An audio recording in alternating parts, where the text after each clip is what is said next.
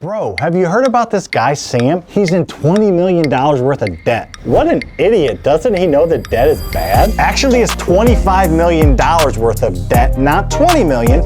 And it's good debt, so I'm gonna go ahead and give me some more. What is good debt? Ain't no such thing. That dude is crazy. I don't want to sound like a D-bag to prove a point, but I will. I am literally a multi-millionaire because of debt. If I was not in debt, I would not be a multi-millionaire.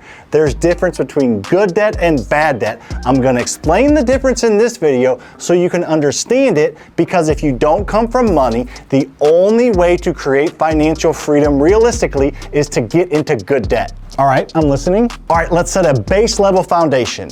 Debt is borrowing money from somebody that you have to pay back to buy something, right? Yes. Let's start with bad debt. Bad debt is something that goes down in value over time and does not produce cash. Any ideas? Credit cards, car loans, your personal mortgage. Yes, yes, and yes. All of those are bad debt. I'm okay with them though. Let me explain. I'm not only okay with them, I have all three of them.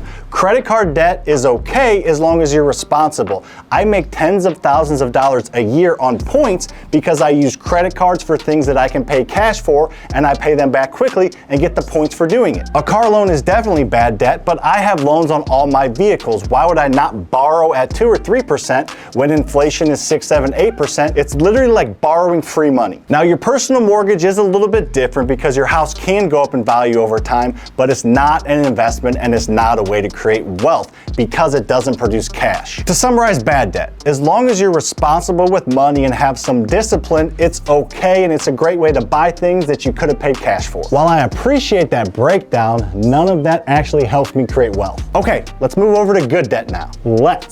Good debt is borrowing money from somebody to purchase something that goes up in value and produces cash flow. A single family rental property, an apartment complex, a business. Nice. 3 for 3. It's almost like this conversation was pre-written.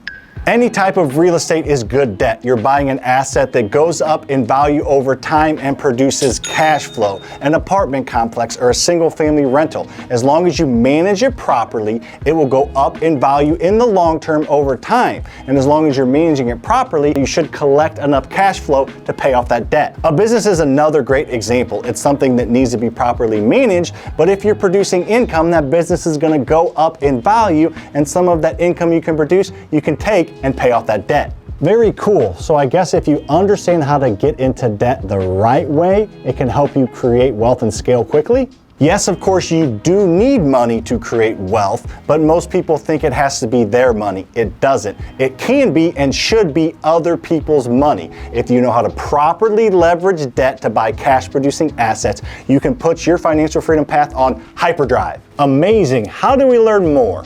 If you want to learn more, follow me on social media. I literally have thousands of hours of free content where I go over my losses so you can learn from them. I show you my wins so you can double down on them. Use your limited spare time to learn efficiently from me so eventually you can have unlimited spare time. Get it? And make sure to check out this video also.